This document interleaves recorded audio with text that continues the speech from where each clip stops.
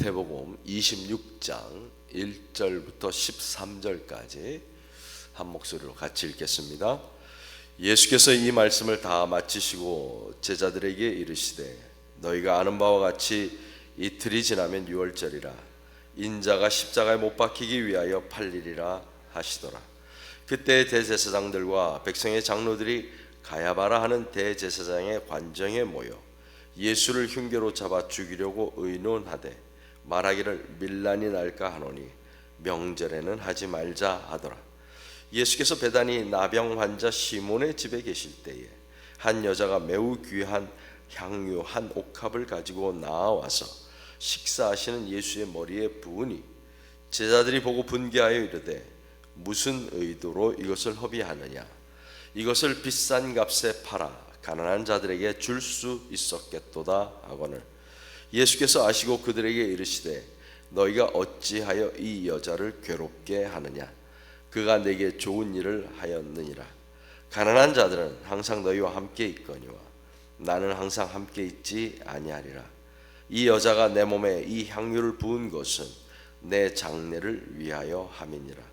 내가 진실로 너희에게 이르노니 온 천하에 어디서든지 이 복음이 전파되는 곳에서는 이 여자가 행한 일도 말하여 그를 기억하리라 하시니라.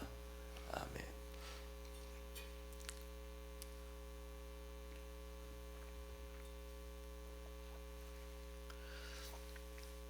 오늘 본문 말씀은 예수님께서 마태복음에서 쭉 강론 혹은 설교가 끝난 후에 일어난 사건입니다.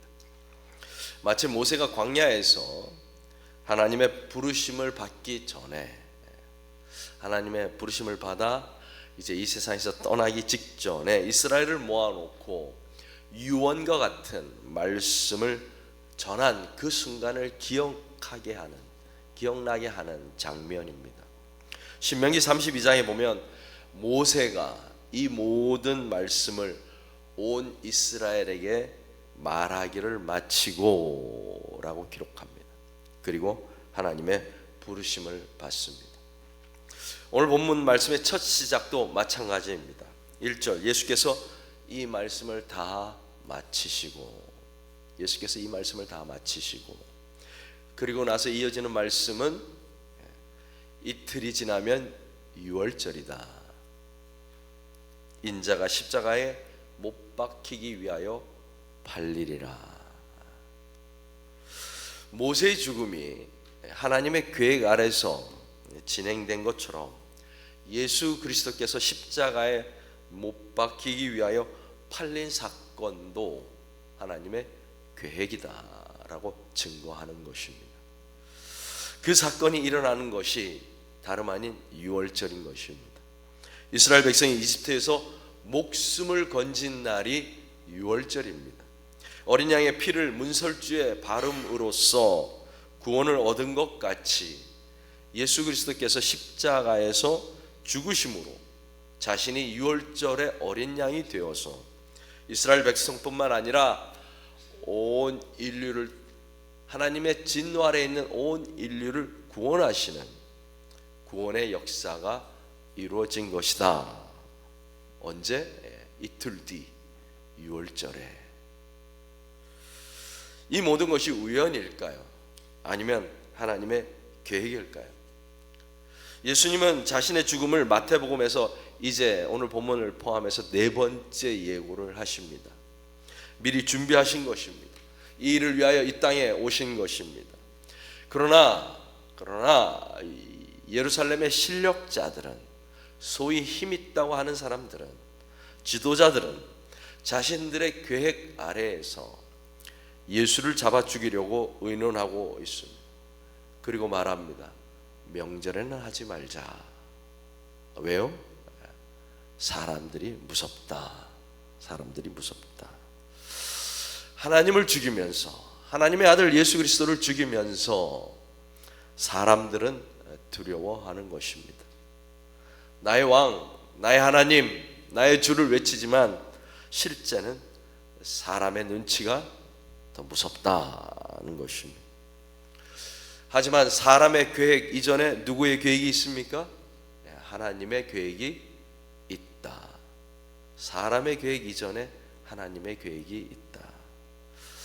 장면이 바뀌어서 예수께서 베다니 나병 환자 시몬의 집에서 식사를 하십니다. 아마도 시몬은 나병 환자였다가 고침을 받은 사람인 것 같습니다. 나병 환자는 전염병 환자입니다. 사람들을 피해야 하고 또 사람들이 자기를 피해 가도록 외치고 소리 질러야 하는 사람입니다. 이웃을 초대하거나 심지어 가족들과 한 집에 살 수도 없는 사람입니다. 그러나 예수께서 그의 나병을 고쳐 주십니다. 사람들과 접촉할 수 없던 사람이 이제는 예수 그리스도를 자기 집으로 초대해서 식사를 함께 하는 것입니다. 이것이 하나님의 나라입니다.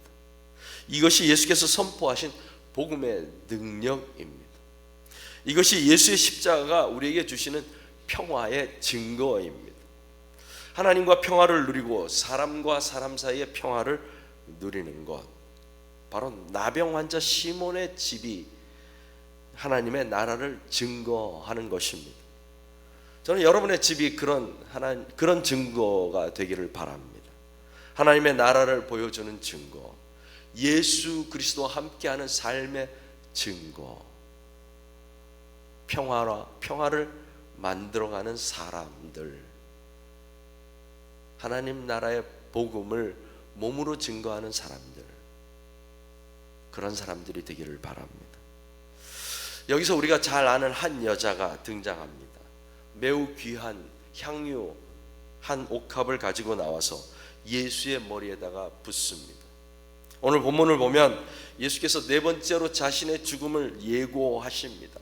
그리고 나서 나병 환자 시몬의 집에서 식사를 하십니다. 그리고 나서 한 여자가 등장해서 예수께 향유를 붓습니다.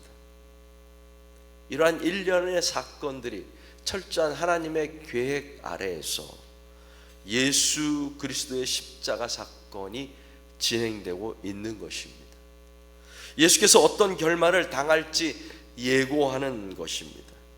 왜냐하면 향유는 죽은 사람의 몸에다가 바르는 것입니다. 그래서 예수께서 말씀하십니다. 이 여자가 내 몸에 향유를 부은 것은 나의 장례를 위한 것이다. 나의 장례를 위한 것이다. 이 여자는 예수 그리스도를 사랑하는 마음으로 자기가 소중하게 아끼던 것을 가져와 부었지만 이 모든 일들을 분명하게 알고 있는 것처럼 보이지는 않지만 이 여자의 행위는 하나님의 계획 아래에 있었다는 것입니다. 하나님께서 한 여자의 사랑을 사용하셨다는 것입니다. 향유를 붓는 행위였지만 복음과 함께 기억되게 만드셨다는 것입니다. 사람의 계획 이전에 하나님의 계획이 있었다.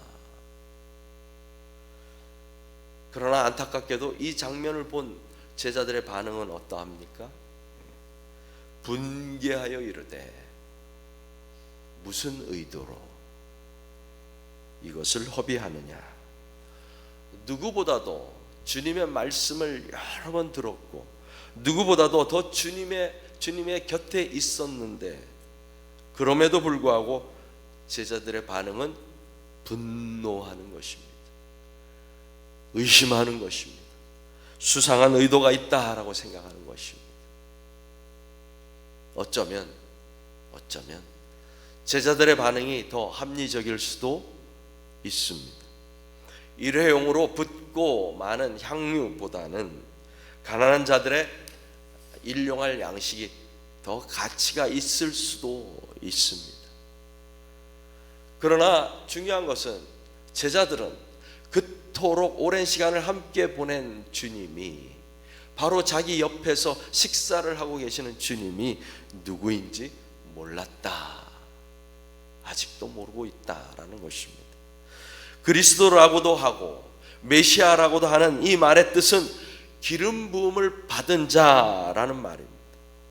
한 여자를 통해서, 그것도 나병 환자 시몬의 집에서 주님께서 기름 부음을 받으신 것입니다. 그리스도 되심을, 메시아 되심을 드러내는 순간인 것입니다. 그런데 이 순간에 제자들은 분개하는 것입니다. 의심하는 것입니다. 무슨 의도로 허비하느냐고 책망하는 것입니다. 제자들의 분노가 상식적이고 합리적이고 이성적이고 그리고 거룩한 것처럼 보여지지만 사실은 예수님의 십자가를 가로막는 베드로와 다르지 않다는 것입니다. 이들은 예수 그리스도가 누군지 아직까지 모를 뿐만 아니라 예수를 통한 하나님의 계획을 전혀 깨닫지 못하고 있다는 것입니다. 예수께서 네 번째로 자신의 죽음을 예고했는데도 불구하고 그 일이 이틀 뒤에 유월절에서 일어나겠다고 말씀하셨는데도 불구하고 제자들의 관심은 엉뚱한 곳에 쏠려 있다는 것입니다. 하고 싶어도 할 수 없는 시간이 오고 있는데 그것을 깨닫지 못한다는 것입니다. 예수의 순환 예고와 예루살렘의 음모, 그리고 한 여자의 향유와 제자들의 분개함으로 이어지는 오늘의 본문 말씀 속에서 여러분은 무엇을 생각하십니까? 무엇을 보고 계십니까? 흉계를 꾸미는 대제사장들과 장로들이 있습니다.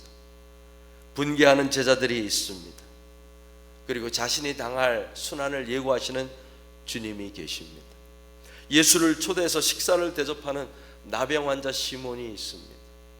그리고 값비싼 향유를 붓는 한 여자가 있습니다. 우리 각자는 다 생각이 있고 나름대로의 계획이 있습니다. 아름다운 생각, 훌륭한 계획이 있는가 하면 화가 가득한 생각과 공개적으로 할 수 없는 은밀한, 나만이 알고 있는 은밀한 계획도 있습니다.